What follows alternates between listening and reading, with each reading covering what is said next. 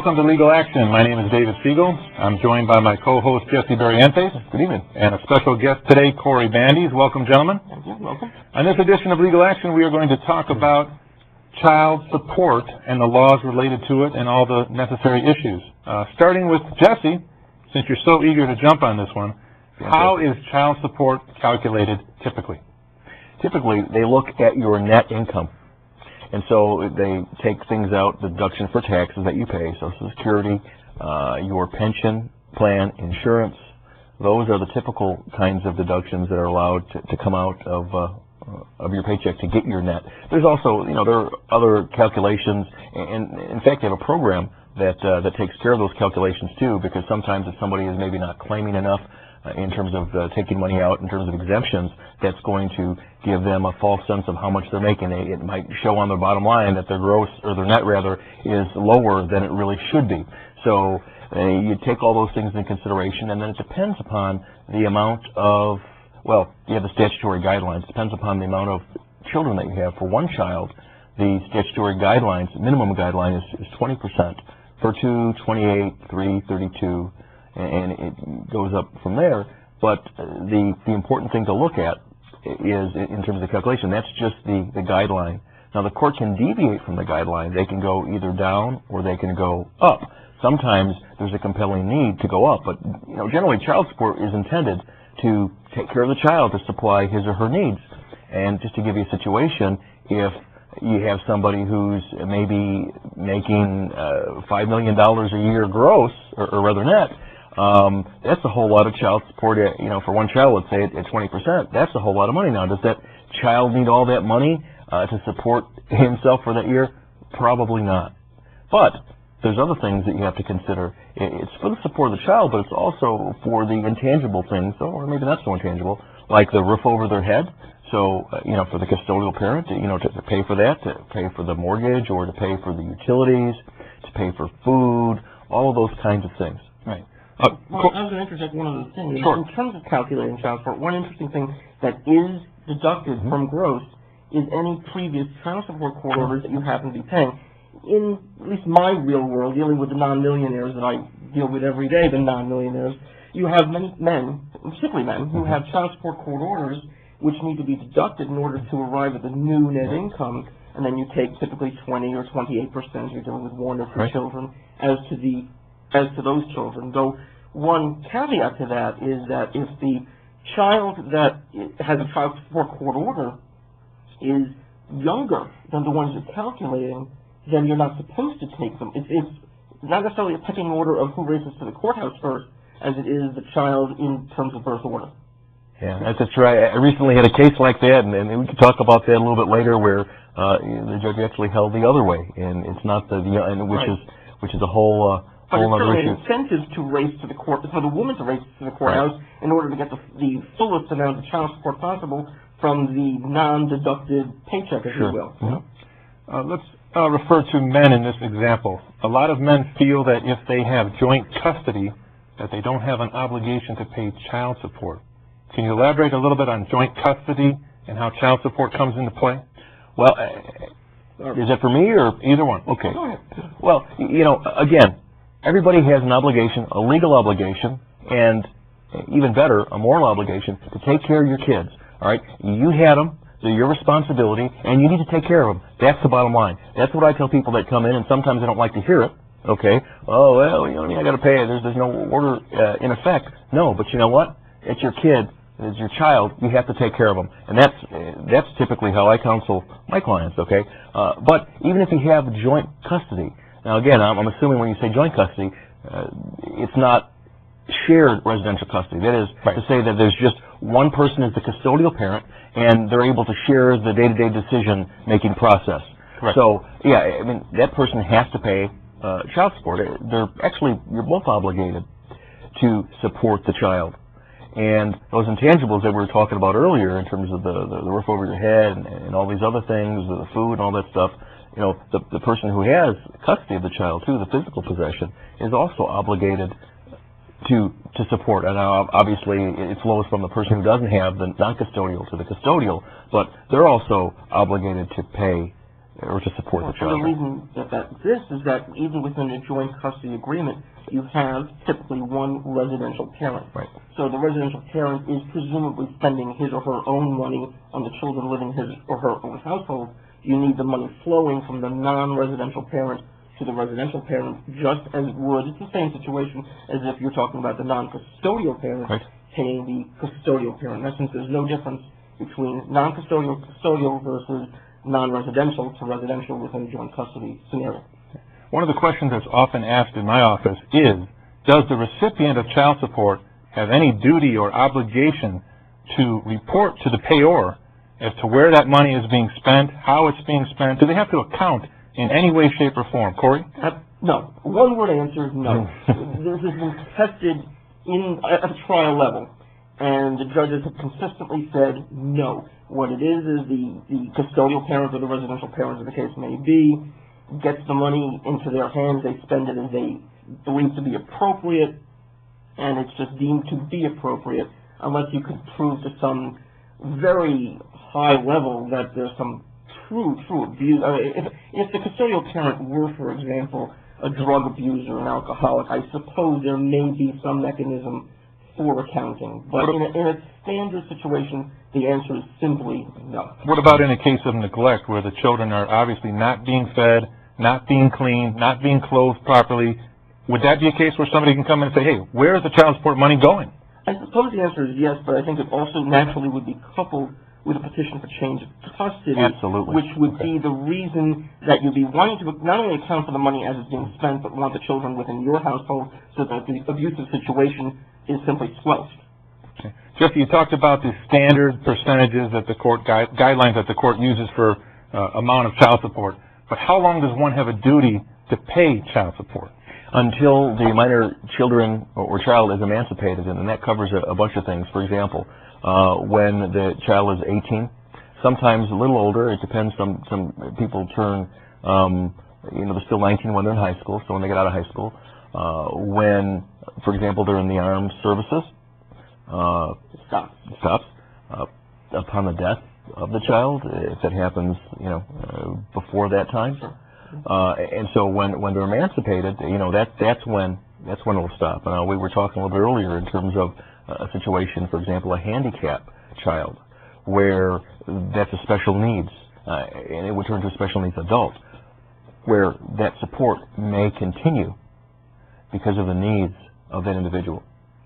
But there's some special rules on that, too. It doesn't necessarily follow. What are some of the special rules? Well, the special rules are when a child is over 18, has completed the high school era, but is a special needs now young adult, it doesn't follow the strict guidelines of the child support scenario of 20%, 28%, etc.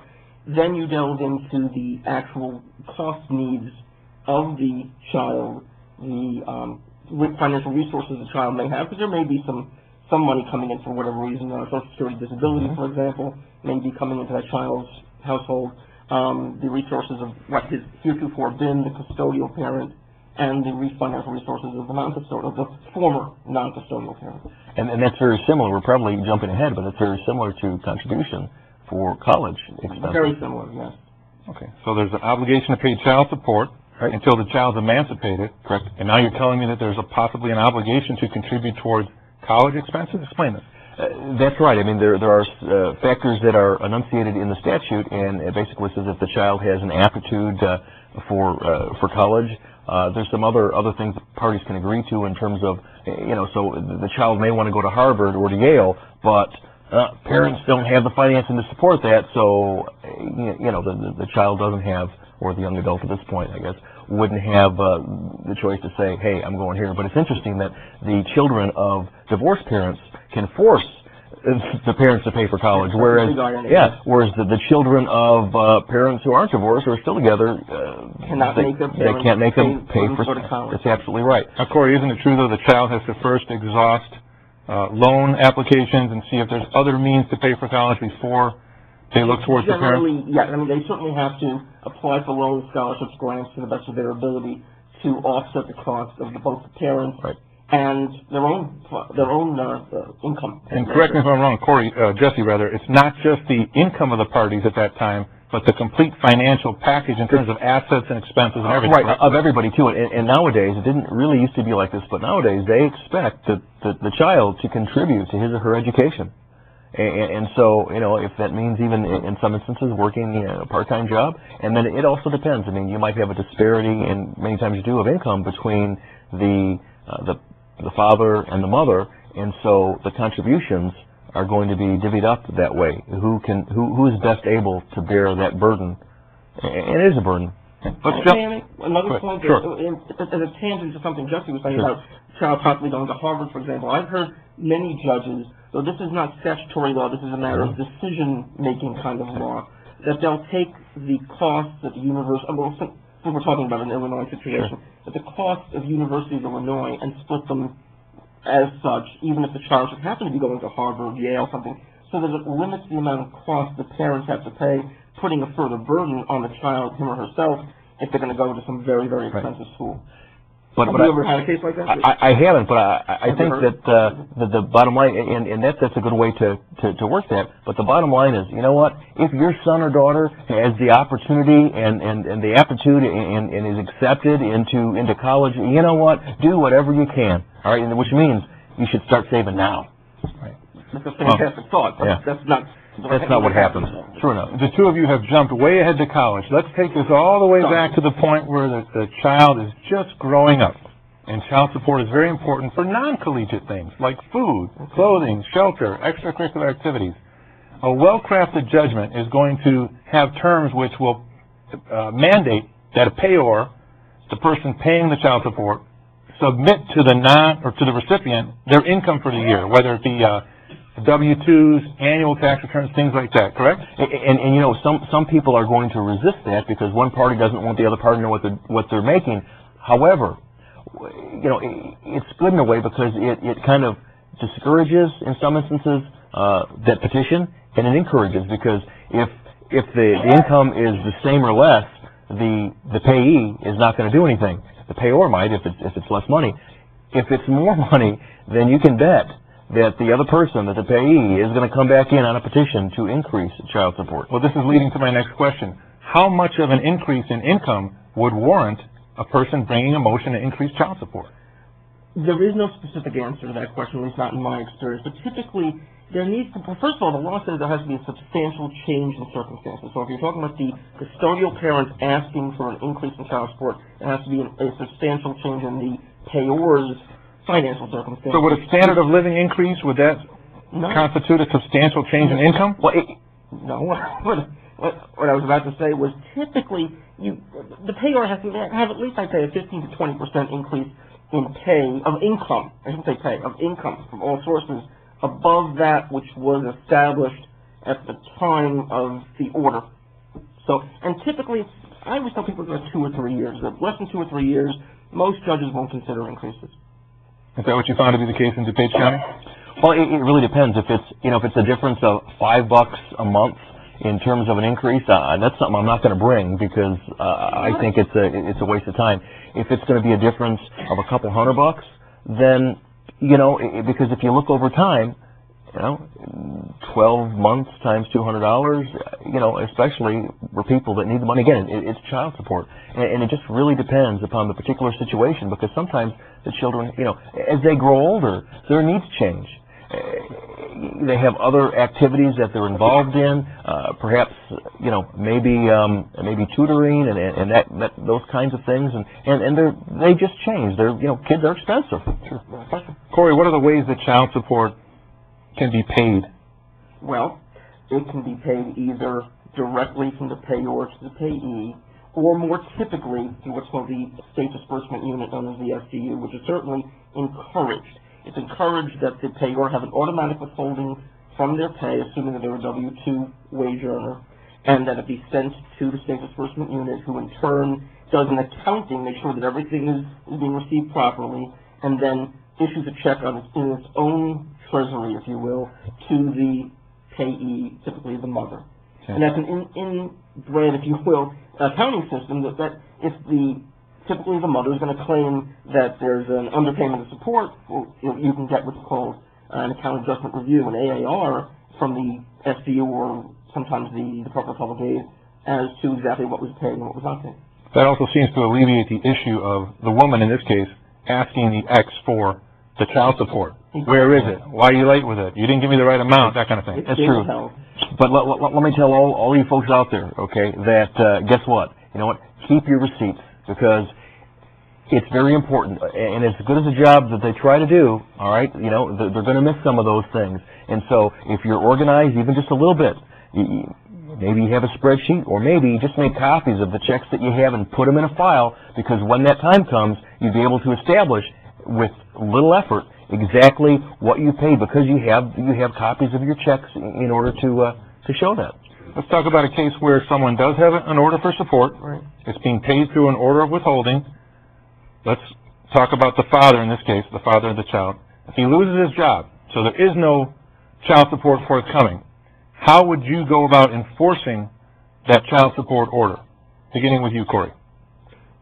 Well, okay, what? He's not paying. Okay, but he's not paying, and the mother is looking to enforce the order. Correct. In that kind of case, what you have to do is do what's called a petition for rule to show cause, because he's not paying, saying that he's being willful and wanton in his not paying. Typically, though, if I can go up on that answer a little bit more, the man will typically bring a petition to abate or reduce support if, in fact, his income is less or non-existent, so as to not have to deal with a petition for rule to show cause. He's actively saying, I should not be held in contempt of court because I've had this drastic reduction or complete termination of income. I have found a lot of men, though, won't take that proactive approach and come into court and get the order changed, and they just assume that because they're not working or they're unemployed, that the mother is not going to push them on the child support. It's a big mistake. Yeah, nothing could be further from the truth on that, because each obligation of support is a separate judgment. Correct. And it doesn't even matter if you have an agreement with the payee, okay, that says, oh, don't worry about it, I understand you're not working.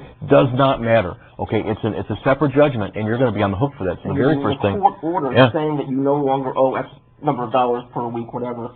Otherwise, it just keeps on ticking. The amount just keeps on growing. One issue that I like to bring up, it comes up all the time, is the issue of visitation juxtaposed to child support. Are these two issues remotely related whatsoever? Jesse? No, they're separate. And why is this often confused? Well, in every judgment that I've seen, every judgment that I write, it says specifically that the allowances for support are different than visitation rights. And if somebody does not pay child support, that doesn't mean that you withhold visitation. And likewise, if somebody's withholding visitation, that doesn't mean that you stop paying child support. Okay, again, people think about it, and this is the difficulty, because they don't. It's the best interest of your child. And so, hey, I still have an obligation to continue to support you. If I don't get to see you and the other person is withholding, me seeing my child, okay, you're still going to need support. You're still going to need all those things that you would need any other way. And the remedy for that is to go to court in the same vehicle as a rule to show cause for that, why that person violated the order by not allowing you to see and exercise your visitation. And then on the other side, hey, if somebody's not doing what they should do and not allowing that, hey, I'm not going to pay support. No, because guess what? You're going to be in violation of an order. And that will be willful, because especially if you had the ability and the funds to pay that and you stop paying that. And a lot of judges, again, depends on the judge, but a lot of judges will not take kindly to that. And also, of course, there's a criminal statute as to the issue of preventing visitation, assuming that there's a court order that has a specific visitation schedule. And I don't think anyone wants to get involved in the criminal court system. That's true. And I find, too, and just if you don't mind, just kind of going off of that a little bit, I find, essentially it's a citation for the first couple, and then after the first two convictions, then it gets kicked up a little bit. I find that I've heard from my clients that, the police aren't willing to really enforce that, and aren't really willing to do that. And that's a shame. Again, I don't know, each individual situation is, on its own merits, dependent upon that. But if they won't enforce it, then it doesn't have any teeth. Right. Well, let's get back to the situation where the gentleman is brought before the court, and what you've mentioned is a rule to show cause why he should be or not held in contempt. Yep.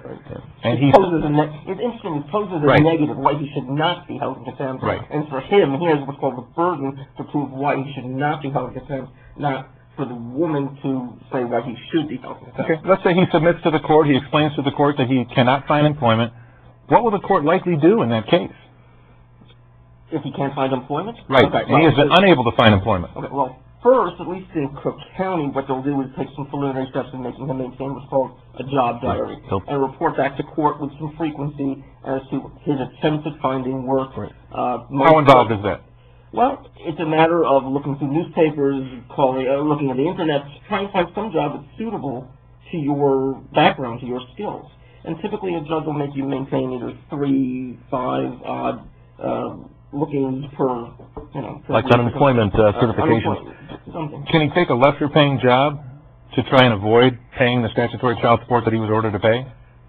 Well, if he finds a job in good faith, which happens to be less income than he was previously making, the court certainly would consider a reasonable reduction in child support because of his reasonable attempts at finding work at all. Okay. That's so good faith then is the key there as to whether he's... That's correct, your intention. Oh, absolutely. Okay. What is your opinion on that? Well, with respect to somebody taking a lesser pay, again, good faith is important, but to take a lesser paying job, I mean, there'd have to be a pretty good reason. I mean, one good reason I think would be health. Some jobs are high stress, but a lot of judges, again, each judge, you can have 5 judges and they'll get 5 different opinions and 5 different decisions. That he was terminated from a job.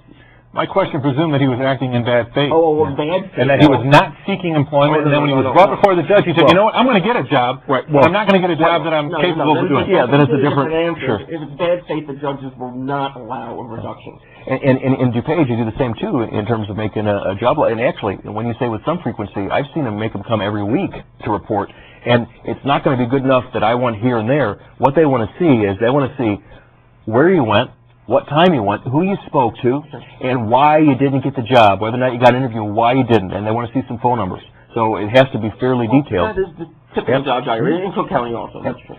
Does child support cover, this is for you, Corey, does it cover daycare expenses and extracurricular activities such as dance, music, lessons, sports? No, those are on top of child support. Child support is for the support of the child or children itself. The daycare is separate, and yes, the custodial and non-custodial parents can both be made to pay into daycare on top of child support, and that's true, too, of extracurricular activities through the end of 12th grade. Once again, the reason why I ask this question is a lot of clients have a hard time understanding why they're ordered to pay child support, and then there's a separate order for them to pay daycare or a portion of daycare, extracurricular expenses, a portion of the medical coverage for the child. In other words, a lot of men feel overwhelmed with the amount of support that they have to pay beyond the statutory amount that you first talked about, Jesse. How do they handle that when they can't survive on their own with what's left out of their check? The short answer is too bad. Okay, I mean, basically, it is what it is, and that's what you have to pay, because you took an active part in creating a child and bringing a life into this world, and you are going to be responsible for taking care of that child. Because when you're not, what happens? People go on public aid, and that burden is shared amongst all of us. And if there's nothing wrong with you, and if you can work, okay, then that's exactly what you should do to support your child. And so, I mean, a lot of people don't want to hear that, but that's what it is. Is it difficult? Is it bad? Is it unfair? It may be, but that's the way it is. I really have nothing to add to that. He's right. What about a situation, Corey, where the recipient is earning more than the payor? Does the payor still have to pay the statutory child support guideline? The answer typically is yes, but again, it will be per guidelines of their own income. If it's a huge disparity, I mean, if you're talking about the custodial parent making literally millions of dollars compared to the non-custodial maybe making even less than $20,000, $30,000 a year, there have been situations where the judges have actually said to the non-custodial parent that you can pay a lesser than guidelines or even no child support. But again, let me repeat, that requires a huge disparity in income. And just to kind of add to that, too, when there's a deviation from the guidelines, and again, those can go either up or down, that's a good reason to do it, to deviate on the downward position. But there are other types of situations, for example, when you're completing the divorce. There may be an asset, there may be a marital real estate, a home. And so perhaps what happens is the husband or the wife decide that, hey, listen, you know what, I'm going to let you have the equity in that. And then so as sort of a consideration for doing that, okay, the child support would be the guidelines would be reduced, and that would be laid out because it's required that that be laid out in the order, the reason for that, or maybe even reserved or abated for a certain amount of time. The difficulty sometimes with that is you don't know what somebody's going to make in the future. If we're dealing with one child, 20%, or two children, 28%, then, depending upon my job and my ability to earn income, that might be a whole lot greater. That's exactly why child support is always modifiable. It is never set in stone. Right. If certain situations exist, you can always go back to court to ask for reductions or increases, or as the case may be. Corey, is it hard to enforce an out-of-state child support order in this state? Well, the answer is you have to enroll the child support court order in this state, and then it becomes a court order of this state, and then you can enforce it from there. In and of itself, you can't enforce it at all because it's not in our system. So the answer is you have to get it into our system. And is that a difficult process? Well, it's a process involving paperwork that lawyers know how to do, and it's enrolling a foreign. It's called a foreign judgment. Foreign means different state. It doesn't necessarily mean a foreign country. Some people are a little confused by the word foreign. And once you've got it into the system, you then have to serve the person who's in the other state, the state of origin, and they will become subject to what's called jurisdiction, meaning the power of the court to rule here in Illinois. Jesse, does child support have a termination date in the order? It does, and it's when the last child is emancipated or turned 18. I mean, those other emancipation events, you really don't have much of a control over. But when the last child is, and it has the kind of I guess you could call it a step down in terms of percentage, that is allowable these days to be able to kind of reduce that. But, when you're talking 18 years from now, the income of the payor is going to be different anyway. So what that's going to do, either one or the other, one person, either he's going to come in, even though he doesn't have to come in that situation to reduce it, but maybe he's making less money. He's going to want to come in to reduce it that much more. Or the custodial parent is going to want to say, okay, well now I just lost, this much from this child because this child is emancipated, and then so what am I going to do? He's making more, so I'm going to come in for the remaining child or children to get an increase in that. I've had a few clients in which, typically men who have asked, they want to reduce the child support because the child is now 18, but their income is risen to a level that by decreasing the percentage, it might actually end up in an increase in dollar amount. So in talking to these kinds of clients, I said, you know what, it's worth it doing absolutely nothing because you're actually subjecting yourself to an increase when your intention was a decrease. Exactly. And I think that's something that's kind of very closely related to that, and I don't know if we were going to get into that or not, but the dependency exemption. I think they kind of go hand in hand sometimes. And generally, I don't know, Corey, what do you think, that most of the time what's fair is that one person has them in odd years, the other person has them in even years, right? Right. But I think that sometimes what happens is that if one person is paying a great amount of child support, that person generally will get the exemption for that time. Thank you, Jesse. Great information. Thank you, Corey. Thank you, Jesse. Thanks for joining us on Legal Action. We'll see you next time. Take care.